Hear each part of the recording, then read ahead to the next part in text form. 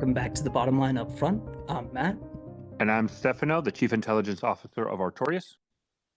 and this week we're going to be providing a short episode just to talk about the current situation in the DRC, the M23 rebel group, and the recent announcement of a ceasefire, which was to take place today.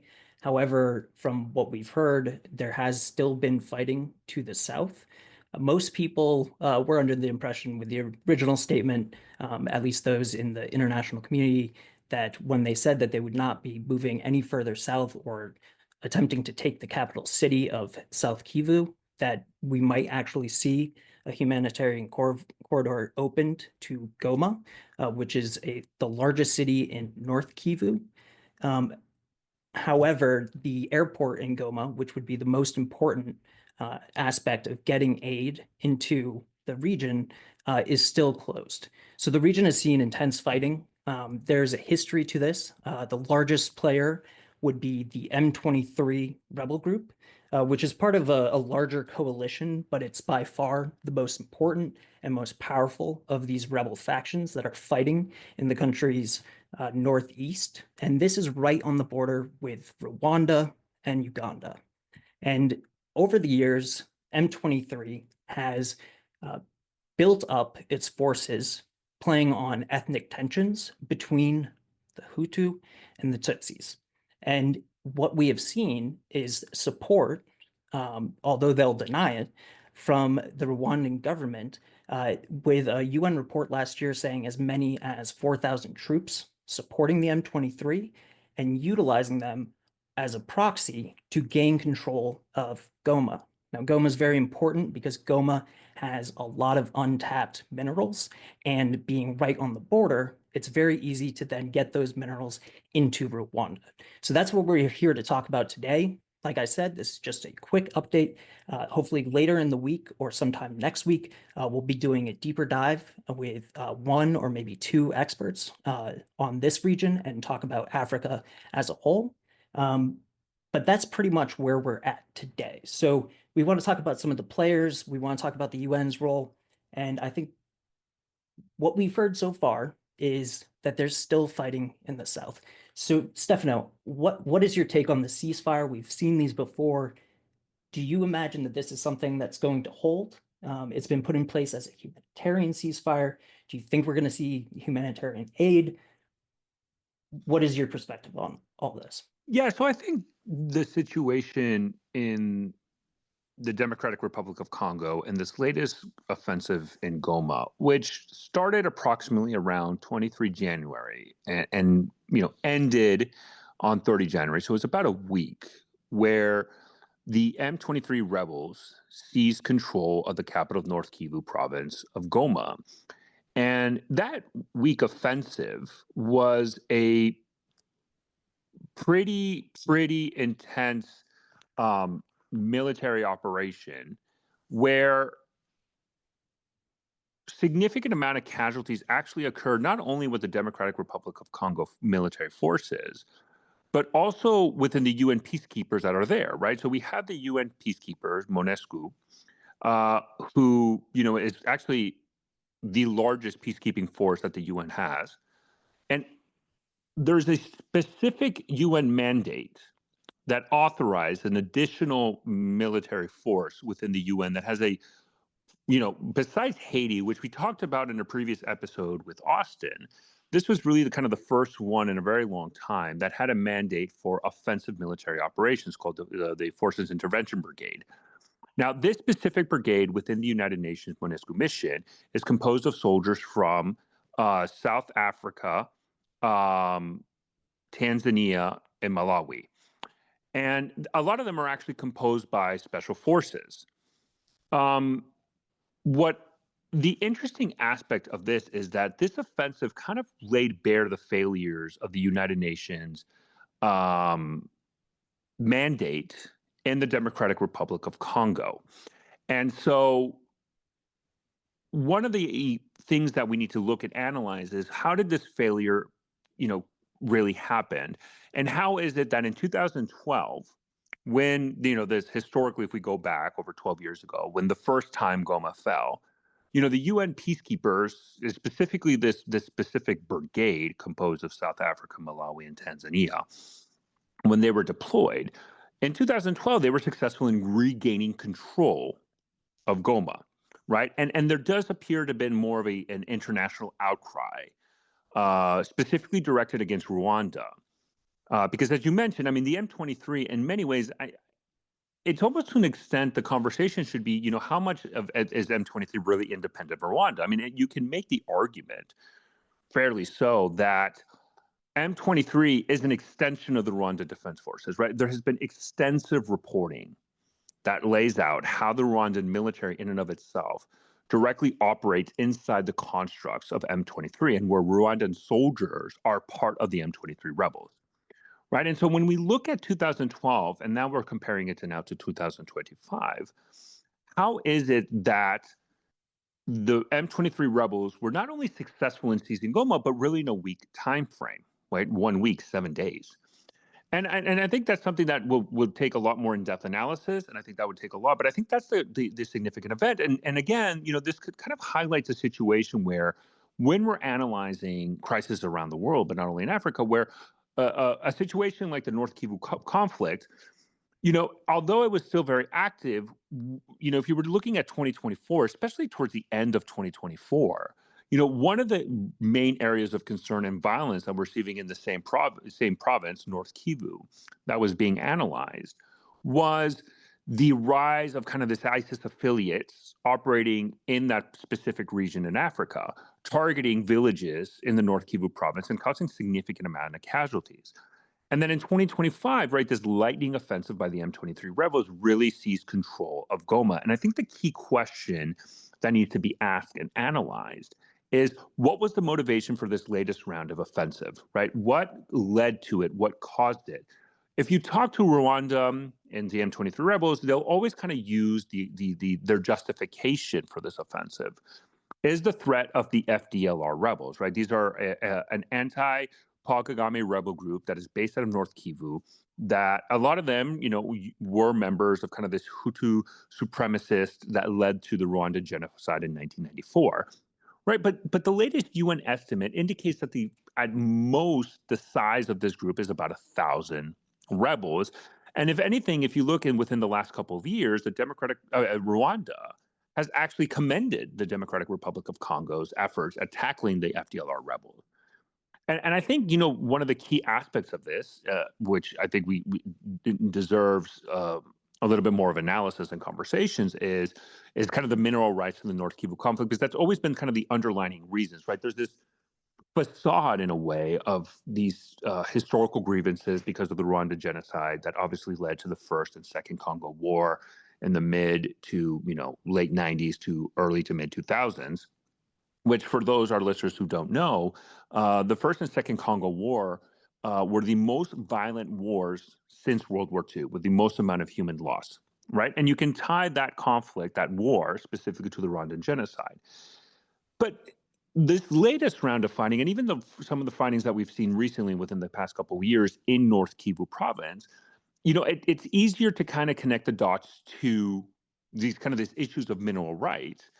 And that's probably what's been driving a lot of this. And although Rwanda loves to leverage the FDLR and kind of this issue of Hutu supremacy and genocide, the United Nations has very much laid out in detail the problems with the Rwanda's desire to control the mineral rights. And I think one of the reasonings for that's worth mentioning, and I'll pass it back to you, Matthew, is there was this concern after this lightning offensive, whereas is there an attempt to actually go all the way to Kinshasa, which would have been a huge offensive? But, there is historical precedent during Zaire. And right, that's during the First also World War. Yeah, that's also what they said last week. exactly.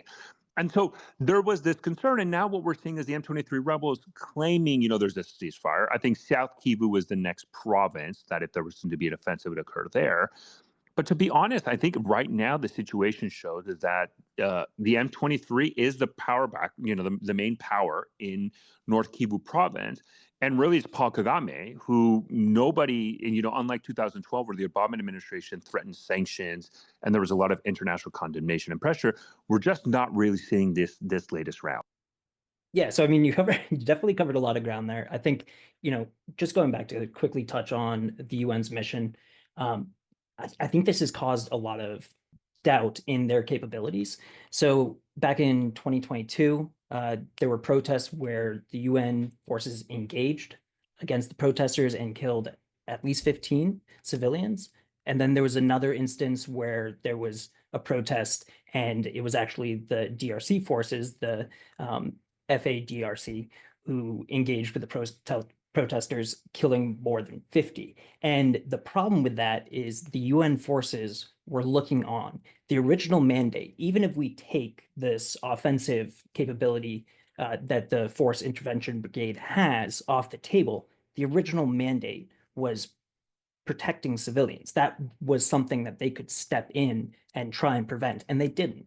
What we also saw was during the invasion of Ukraine, Ukraine took back, I believe it was 8 of their helicopters. And this reminds me a bit of what we saw in Mali with MINUSMA, where once the French withdrew, and one of the big aspects of the support that the French Operation Barkhane was providing to the UN there was helicopters for logistics, for reconnaissance, for transport. So they lost those assets as well. So then in the aftermath of that, there were more protests. The people on the ground in Goma and North Kivu didn't feel like they could rely on the UN, and there was a push to have them withdraw. And the UN eventually said, okay.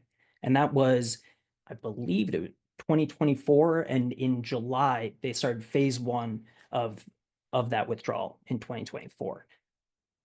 But the government in Kinshasa started to realize this might cause a power vacuum. And so they sort of slowed that down. They put a pause on it. And that might have, and I think it probably did, help lead to the situation where the Rwandan government sees an opportunity here. They see that potential power vacuum. And if I can jump into Of that, course. I think another aspect, because I think that's excellent points, but something else that needs to be analyzed as well. Rwanda's role in leveraging peacekeeping operations, either through a UN mandate or kind of bilaterally, for two reasons. One, to obviously kind of gain international legitimacy. And so it becomes almost harder to kind of penalize Rwanda for their nefarious actions in the eastern part of the Democratic Republic of Congo. Not only because of this historical grievance that Rwanda could say about the Rwanda genocide and the failure of the international community, but now, hey, we're deploying our military personnel to other countries, and a specific example is Mozambique, right, and fighting against the ISIS affiliates in Mozambique, which Rwanda plays a key role. But they also leverage these missions, I think, also to kind of expand their military capabilities, and then they use it as an excuse to then receive international assistance and support, specifically in the military realm, which then I think also increases their capabilities as a military, force. And now they're much more capable than probably what they were 10, 12 years ago when the latest rounds when Goma fell back then in 2012. And so I think you've seen a professionalization of the Rwandan military. They leverage UN peacekeeping missions and these bilateral agreements, specifically targeting, let's say, ISIS, as saying, well, if you penalize us, we're going to pull back. And then they also use that as a way to receive training, material assistance, and resources that beefs up their capabilities that then they can quickly turn around and use against the Democratic Republic of Congo and the UN missions there, specifically this African Intervention Brigade that has this offensive mandate. So I think it's you're highlighting an excellent point about kind of these loss of capabilities, and at the same time the gaining of capabilities of the Rwandan military. And it's interesting because South Africa is probably kind of the leader in this specific mission set, and they try to take this role as kind of this predominant African power. I mean, if you look and you analyze it from BRICS as a continent as a whole, South Africa tries to take this leadership role, and they also leverage their military for peacekeeping operations. But historically, South Africa has shown significant deficiencies as a military organization, right? We've seen it in the Central African Republic, where they suffered significant amount of casualties when violence and the civil war really started there and challenging the central government's authority. And now in the Democratic Republic of Congo as well, because in 2012, I mean, the South Africans, specifically their special forces, was a key component in really rolling back the M23 rebels. And in this latest round, they suffered over a dozen KIA, and they were incapable of stopping the M23 rebels, who, by all the videos that we're seeing when Goma fell, I mean, they were not just a normal ragtag group of militias, right? When we're looking at Africa, specifically historically, they're lightly armed, they're not trained. Generally, when we're talking about these insurgents and militia groups, they clearly have a lot of deficiencies, but the M23 rebels are separate. And I think that is a direct correlation to Rwanda and Paul Kagame's utilizing the M23 as an extension of the Rwandan state, either to target perceived enemies or even real enemies like the FDLR, but also to whatever objectives they have. I mean, it was an interesting conversation because I was having a Twitter space yesterday specifically related to this. And one of the speakers brought up that, I think Rwanda felt that in an economic development term, there was agreements being made related to North Kivu that Rwanda was feeling left out of. And that's what probably triggered this latest round, because we didn't really see any upticks, let's say, of the FDLR, right? This main anti-Rwanda militia group that operates in North Kivu. There wasn't really that much activity from them. And if anything, the only real group that was really threatening North Kivu outside of M23 was this ISIS affiliate. And so it makes sense that it's probably boiled down to this mineral rights dispute that Rwanda felt that was being left out, and the tensions that Rwanda and Uganda also have related to this, because I think it's necessary to highlight that Uganda also has this kind of nefarious action when dealing with the Democratic Republic of Congo, and they also have these mineral uh, um, extraction kind of desires as well. And sometimes Rwanda and Uganda kind of clash to see who kind of comes up on the top in this kind of shadow war for these minerals. And Uganda does something very similar, just like Rwanda, where they would deploy their military forces for peacekeeping operations, specifically in Somalia. But clearly, Rwanda, is probably the power that's gained the most, and they are showing it now in the North Kivu area. There are definitely also implications that Uganda might be involved in backing M23 here. I tend to agree with your point you're making about the minerals. Rwanda is mineral poor in comparison to North Kivu, but Rwanda has turned itself into this hub of minerals that are sort of laundered through wholesalers and then sold to tech companies. So coltan is like one of the perfect examples. We've seen historically there's been violence linked to these small scale coltan traders in Goma. People have been killed, people have been shot, robbed, and there's this illicit trade, illegal trade across the border, because it's much easier to do it here than in some of the more mountainous areas. And so this is something that has been going on. So I think they've had their eyes on this for quite some time. So taking advantage of this vacuum now seems to be the time where they see the opportunity. In 2012, there was nowhere near 4,000 troops in support of M23 from Rwanda. And from some of the reports on the ground, it does seem like the Rwandan forces, the Rwandan Defense Force, RDF, is kind of guiding the M23 on the ground. So they might be setting and have their own goals that they are utilizing M23. And that's kind of the classic proxy situation, though in this case you have boots on the ground with them. And it's important to remember, you bring up Kagame and his role in stopping the genocide back in 94 when he was involved with the leadership of RDF. And so he can also play on that in the international community. So it does become a little bit more tricky. And to add another layer, now that Rwanda is becoming this hub, transit hub of these minerals, There is a vested interest in a lot of these countries. Some of them are trying to use these minerals, so the big ones, coltan, tin, tungsten, and to a lesser extent gold. And that's a different subject because that can be done on a smaller scale. But you also have investment from these different firms into the region. Not as much China because they're involved in other parts, but I'm sure they would like to get involved here. And so there's an interest in Goma, and Rwanda sees that now that they have established themselves and they've established channels to sort of launder these minerals, wash them clean, and then sell them to these larger companies, tech companies in the West, in China, wherever they may be, the EU as well for some of their green initiatives. They have already established that infrastructure, and they see a way to take these minerals if they can establish M23 there. And so if they go to the table for a ceasefire, and historically we've seen ceasefires before, they normally don't last. But if they can establish a ceasefire, there were supposed to be peace talks coming up with Tshisekedi and Kagame. I think they were going to be held in Dar es Salaam. I think those peace talks should go forward because, like we said, the ceasefire probably won't hold. There are indications already that it's not holding.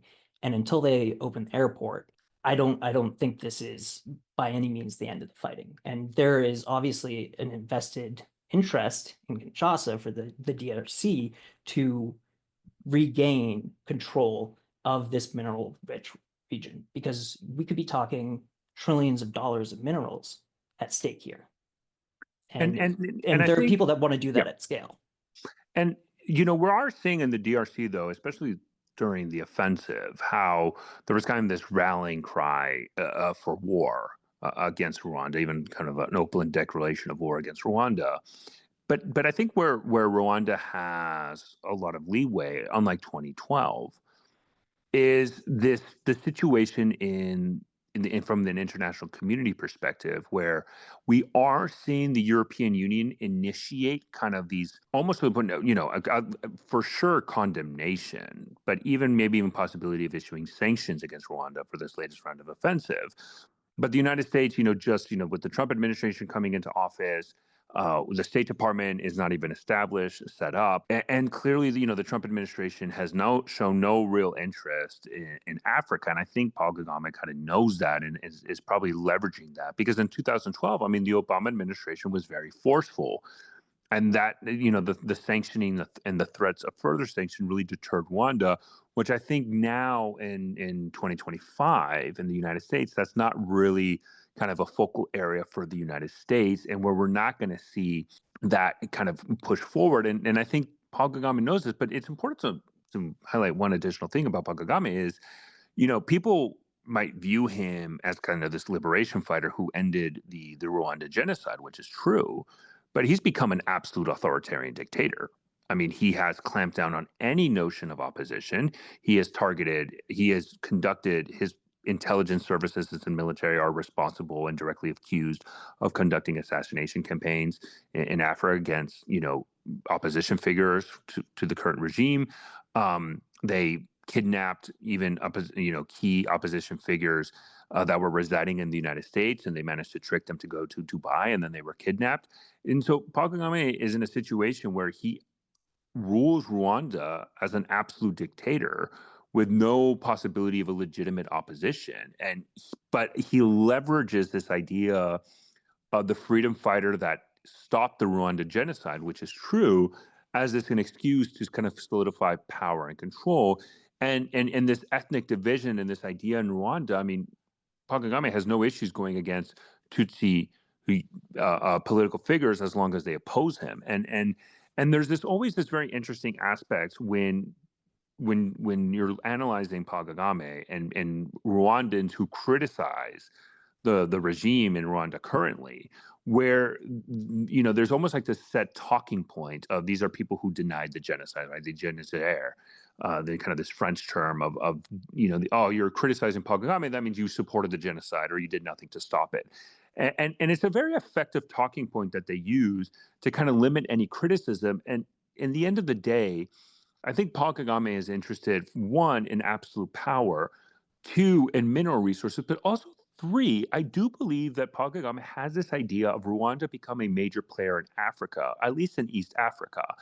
And the Democratic Republic of Congo is a gateway for him to kind of expand his influence. And I think there's nothing more that Paul Kagame would love is to ensure that there's a friendly president installed in Kinshasa that kind of bows to the wishes of Rwanda. And we saw this after the fall of Zaire, where the Second Congo War was because the fallout between the rebel groups who seized Kinshasa fell out with Rwanda, and it became this African regional war, right? The First and Second Congo War were really this regional wars that have kind of continuated now. And this latest crisis, I think there is a possibility that that happens again. Paul Kagame is very astute and very capable of gaining influence in Africa and leveraging kind of maybe these divisions within the African continent to achieve his goals. And we're kind of seeing where this tension already publicly and ironically on X, formerly known on Twitter, where the president of South Africa and Rwanda kind of had this Twitter spat and disagreement when South African soldiers were killed, right? And Paul Kagame, didn't back down, and he was almost taunting South Africa. And I think that's an interesting development. It would be, if this kind of devolves into a more serious regional war, could it be that Paul Kagame is almost so isolated? Because if you analyze this from a historical point of view, in the First and Second Congo War, there was a division within Africa who supported who in each conflict. In this latest round, though, Paul Kagame, I think his actions in Goma have kind of, at least, regionally, maybe somewhat backed him in a corner, right? Rwanda has diplomatic disputes with Uganda, has diplomatic disputes with Burundi, obviously now with Democratic Republic of Congo. M23 rebels have killed South African, Malawi, and Tanzanian peacekeepers. And so, there is this concern of a regional war, which is a possibility. But I think where Paul Kagame has leverage is he's probably willing to go farther than a lot of these other African countries are willing to stomach. And because I don't see South Africa coming to the rescue, they haven't really done it now in Goma. And so if there's this actual serious push, and that's where I think the question mark for 2025 is this latest round just the seizure of Goma and that's the end of the story, or is there greater designs? And I think South Kivu would be the next area to focus on because we're already seeing those indications, even though there's a ceasefire, where South Kivu might be the next province to fall. And I don't really see any serious resistance against that.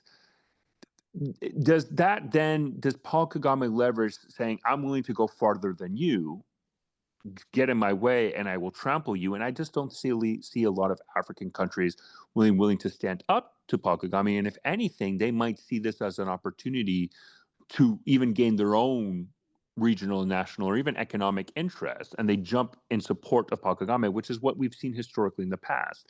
And I think that's the conundrum of the Democratic Republic of Congo, right?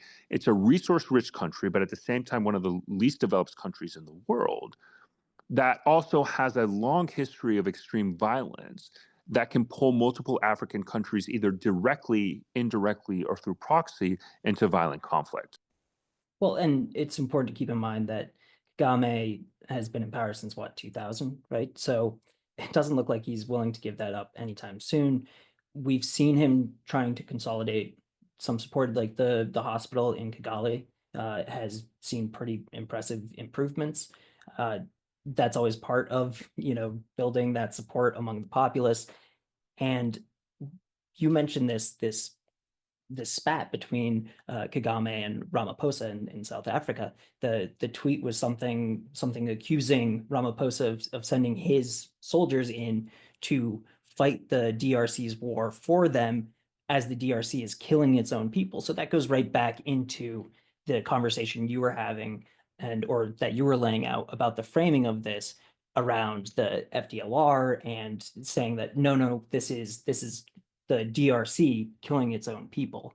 And that all leads us back to the kind of this thread that we've had throughout a lot of these conversations of the greed versus grievance, because there's a lot of grievance. And that's why I worry when we hear people in DRC talking about going to war with Rwanda. That's actually a very powerful recruiting tool for M23 because they use a lot of that historic grievance between Tutsis and Hutus. And we saw after 94, we've seen Hutus flee Rwanda into the DRC. And now M23 is saying that they are being, the Tutsis are being repressed, and they're using that to recruit fighters. But the people up top, it's not so much about grievance. I think they have their eyes on these minerals and, like you said, expanding their power, and that could make them a real powerhouse in the region. And unfortunately, we're talking about a couple of groups, but there's dozens and dozens and dozens of groups that are active in the Democratic Republic of Congo, specifically not only in the Northeast. I mean, we haven't even talked about the May. We haven't talked about other groups and organizations that are operating there. We haven't talked about, let's say, Burundi forces or anti-Ugandan forces that are operating in the Democratic Republic of Congo. And it's almost like the Democratic Republic of Congo has become this powerhouse of not only internal groups and militias, which there are dozens that operate there, but even a lot of them that operate as kind of these let's say, they operate as opposition forces to ruling governments and parties and regimes in neighboring African countries. But I mean, by looking at the history of the Democratic Republic of Congo, even if you go back to the Congo crisis, way back during the Cold War, I mean, there were separatist movements across the Congo that directly tied into this issue of mineral resources. And we can have a whole space that kind of talks about how European imperial powers leverage these groups for their own, personal gains, and the problems with these colonial powers conducting malign influence, challenging or weakening the Congo state, and then the rise of Mobutu and Zaire. And so there's this long history of that, and various regions of Congo have seen, even in the recent memory, have seen conflict like the Ituri, right? The Ituri conflict is another one. And so there's these myriad of groups that operate there. And I think the central issue that the Democratic Republic of Congo is facing is, they're not a very powerful centralized government state with an effective military. And so militia groups, either against the Congo government or against, their neighbors, leverage the Democratic Republic of Congo as a base of operation to conduct attacks across the board. And that then gives tensions with these neighboring countries that then feel committed to launch operations there, either with the coordination of the Democratic Republic of Congo or in opposition to the government. And that's kind of the powder keg that exists. And, I think this is a perfect opportunity kind of, end the space and kind of talk about, and overall just the failures of the United Nations, which I know we're going to have a conversation hopefully next week with a guest of ours. But I think the Democratic Republic of Congo is a case example of what we're seeing as this degradation, not only of regional or continental organizations like the South Africa Development Center, the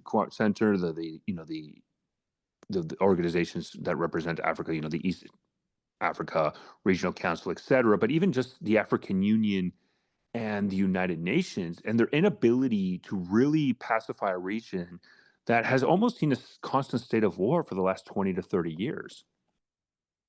Yeah, I completely agree. We said this was going to be brief. I think we've put a lot out there to expand on during our next conversation. Thank you so much for joining us. This has been The Bottom Line Up Front. We will talk to you soon.